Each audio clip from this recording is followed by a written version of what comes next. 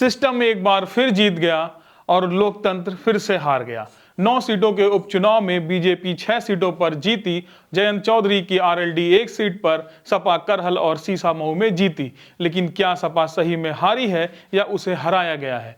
कुंदर की, कटहरी, मीरापुर, सीसामऊ में वोटिंग के दिन पुलिस ने जो नंगा नाच किया वह सबके सामने है। ऐसा उपचुनाव कहीं नहीं हुआ था। जब मुस्लिम वोटरों को जानबूझकर पुलिस ने धमकाया, वोटर आईडी कार्ड को फर्जी बताकर लौटा दिया, वोटर लिस्ट से नाम हटा दिया, यूपी के उपचुनाव में ये सब कुछ हुआ था। तभी तो समाजवादी पार्टी ने 3 सीटों कुंदर की, सीसामऊ और मीरापुर की सीट पर फिर से चुनाव कराने की मांग की थी। लेकिन अमृतकाल में विपक्ष की सुनता कौन है? यहाँ सत्ता का डंडा चलता है। इस वीडियो में आपको याद दिलाएंगे कि इस उपचुनाव में योगी बाबा ने कैसे जीता, कैसे यूपी पुलिस ने सारी हदें पार कर दी ताकि योगी की कुर्सी सुरक्षित रहे।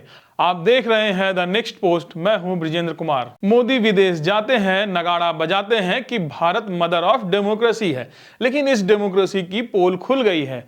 अब जिसकी ईवीएम है उसकी डेमोक्रेसी है। महाराष्ट्र के साथ बीजेपी ने यूपी के उपचुनाव में भी बाजी मारी है। अब योगी की कुर्सी को खतरा नहीं है। लेकिन इसी उपचुनाव ने दिखाया कि कैसे रामराज में पुलिस वाले भाजपाई हो गए और चुनाव आयोग सत्ता का गुलाम।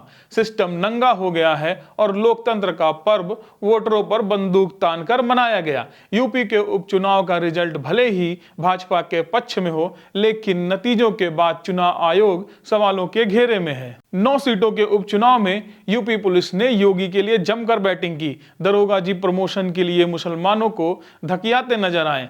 आखिर मठ के महंत की कुर्सी बचाने का मौका जो था, केशव मौर्य ने कह दिया था कि बटेंगे तो कटेंगे भाजपा का नारा नहीं है, पर योगी इसी का जाप कर रहे थे। ऐसे में सवाल था कि केशव मौर्य की जुबान कैसे बंद कराई जाए, कैसे अखिलेश यादव के दावों को गलत साबित किया जाए। उपचुनाव में हारे तो योगी को हटा दिया जाएगा। इसलिए यूपी पुलिस ने बहुत मेहनत की। दरोगा जी लोगों की मेहनत रंग लाई। सपा 2 सीटों पर ही जीत पाई। लेकिन इसे लोकतंत्र नहीं लठ तंत्र कहा जाता है। अगर अब भी किसी को चुनावी प्रक्रिया और लोकतंत्र पर भरोसा है तो उसका भगवान ही मालिक है। हरियाणा के बाद महाराष्ट्र और यूपी में ये ट्रेंड देखने को मिला है, लेकिन किसे पता है कि ये कब से चल रहा है। लोग सवाल उठा रहे हैं कि लोकसभा चुनाव में जो यूपी पुलिस पोलिंग बूथ पर मूंगफली खा रही थी, उसने यूपी के 9 सीटों के उपचुनाव में बीजेपी का पट्टा पहन लिया। सवाल तो यह भी है कि दिन भर चलने के बावजूद ईवीएम 90% चार्ज कैसे रहती है। हरियाणा के बाद महाराष्ट्र में यह फिर से देखने को मिला। सपा के टिकट पर महाराष्ट्र में विधायक का चुनाव लड़ने वाले स्वरा भास्कर के पति ने यह आरोप लगाया है।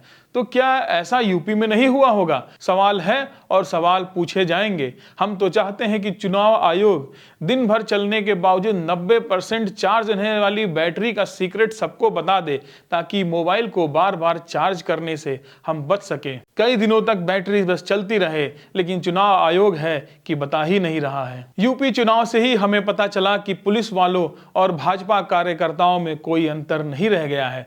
यूपी पुलिस ऐसे काम कर रही थी जैसे चुनाव आयोग वही है। लोकसभा चुनाव में जो यूपी पुलिस खामोश नजर आ रही थी, वह उपचुनाव में गदर फिल्म के सन्नी देओल सी सुपर एक्टिव थी, जैसे कि हर तरफ गदर मचा हो। करहल, कुंदरकी, मीरापुर, सीसामऊ, कटहरी, हर जगह वोटरों को रोकने, आईडी कार्ड चेक करने, डराने, धमकाने, बैरिगेट करने के आरोप पुलिस पर लगे, वो भी खुलेआम कैमरों के आगे। लेकिन यूपी पुलिस को कहीं भी शर्म नहीं आई। सवाल यह है कि आखिर किसका राजनीतिक भविष्य दांव पर था? यह सवाल सीधे योगी आदित्यनाथ पर है। क्या उपचुनाव जीतने के लिए योगी ने पुलिस का इस्तेमाल किया?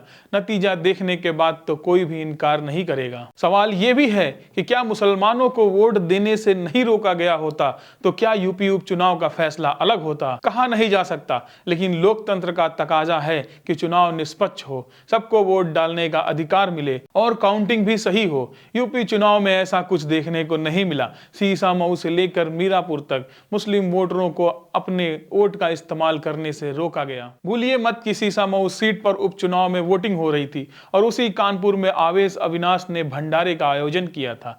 सब सही चल रहा था। इसी बीच बीजेपी के जिला महामंत्री प्रबोध मिश्रा वहां पहुंच गए। उनके साथ 40 से 45 लोगों की भीड़ थी। प्रबोध मिश्रा आते ही भड़क कर कहने लगे, मुसलमान मुसलमान से भंडारे का खाना बनवाते हो। अभी अविनाश उनको समझ ही रहे थे कि वे और भड़क गए, हल्ला करने लगे। अविनाश की पत्नी हल्ला सुनकर बाहर आई, तब तक भीड़ मारपीट पर उतारू हो गई थी। अविनाश और उनकी पत्नी को मारा पीटा गया। जैसे तैसे दोनों घर में भागे। अविनाश ने कहा, भीड़ इसके बाद उनके घर पर पत्थर फेंकने लगी। बीजेपी के जिला महामंत्री लगातार भीड़ को उकसा रहे थे, किसी से घर जला देने को भी कह रहे थे। अविनाश ने पुलिस को फोन किया, पुलिस आई तब मामला शांत हुआ। बीजेपी के जिला महामंत्री और 40 अज्ञात लोगों पर एफआईआर भी हुई। मतलब अब भंडारे का खाना कौन बनाएगा या नहीं बनाएगा, ये बीजेपी वाले तय करेंगे। और भाजपाइयों को ये अधिकार किसने दे दिया कि खाना कौन बनाएगा, ये फैसला भी वही करेंगे। कानपुर की पुलिस सीसामऊ विधानसभा क्षेत्र में वोटरों का आईडी प्रूफ चेक कर रही थी। इसी बात पर वोटरों ने आपत्ति जताई और कहा कि ये काम चुनाव आयोग का है, पुलिस का नहीं। सीसामऊ के चमनगंज इलाके में तो एक वोटर ने आरोप लगाया कि पुलिस ने वोटर कार्ड, आधार कार्ड, वोटिंग स्लिप जमा कर ली और कहा कि ये सब आईडी फर्जी है, चले जाओ वरना जेल के अंदर डाल दूंगा। कुंदरकी में भी मुसलमानों को वोट देने से रोकने के लिए यूपी पुलिस ने अपना भाजपा धर्म निभाया। मुस्लिम महिलाओं ने यूपी पुलिस के दरोगा पर वोट देने से रोकने का आरोप लगाया। जब मीडिया और सपा प्रत्याशी पहुंचे तो वोट डालने का मौका मिला। इंडिया गठबंधन के वोटरों की पहचान करके रोका गया। सपा प्रत्याशी हाजी रिजवान ने कहा था कि गांव के अंदर चेक पोस्ट बनाया गया था और आधार कार्ड चेक किया जा रहा था। वोटर लिस्ट से लोगों के नाम काटे गए थे, लोगों को वोट डालने से रोका जा रहा था। आरोप यह भी लगाया कि पुलिस खुद अपने हाथ से वोट डाल रही थी। कुंदरकी में तो सपा प्रत्याशी ने वोटिंग के बीच ही चुनाव का बहिष्कार कर दिया। अब जानिए कि मीरापुर में क्या हुआ। यहां भी कुंदरकी और सीसामऊ की तरह विपक्षी दलों के वोटरों, खासकर मुस्लिमों को वोट नहीं डालने दिया गया। पुलिस वालों पर आईडी चेक कर भगाने का आरोप लगाया गया।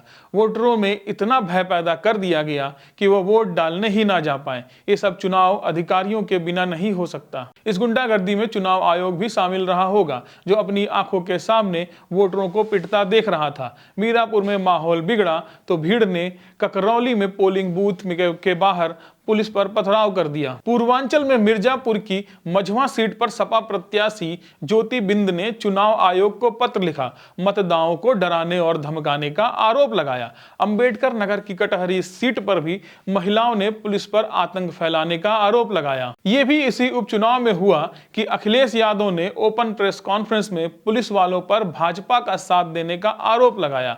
अखिलेश ने कहा कि कुंदरकी के थाना अध्यक्ष, मीरापुर पुलिस अध्यक्ष Anil Kumar Singh, DCP central Kanpur, inspector Dinesh Singh Bisht, Karnalganj inspector, ये सभी अधिकारी हैं जो सरकार के साथ मिलकर बेईमानी करवा रहे हैं। ये हमने इसी चुनाव में देखा।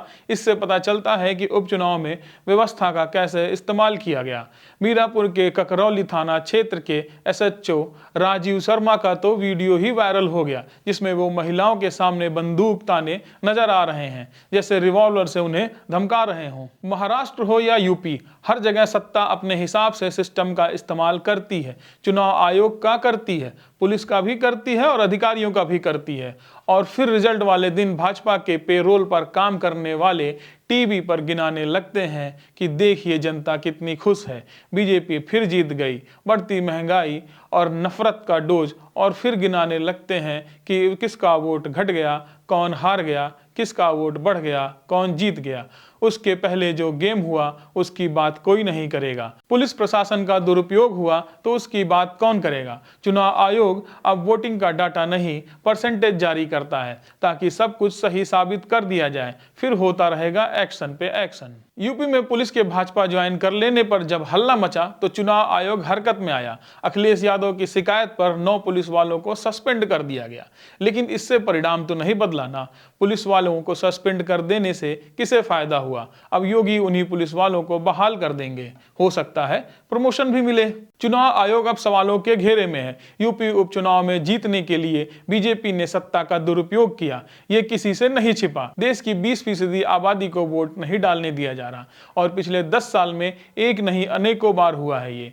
यूपी में तो हर चुनाव में ऐसा होता है, लेकिन इलेक्शन कमिश्नर एक सस्ती शायरी सुनाकर सब चंगा सी कह देते हैं। अगर लोकतंत्र में चुनाव ही निष्पक्ष नहीं नहीं होगा तो फिर काहे का लोकतंत्र। बीजेपी और सपा के जीत जाने से लोकतंत्र मजबूत नहीं होता है, बल्कि जनता के भरोसे से लोकतंत्र को मजबूत किया जाता है। जिस दिन जनता का भरोसा उठ गया उस दिन लोकतंत्र भी नहीं बचेगा।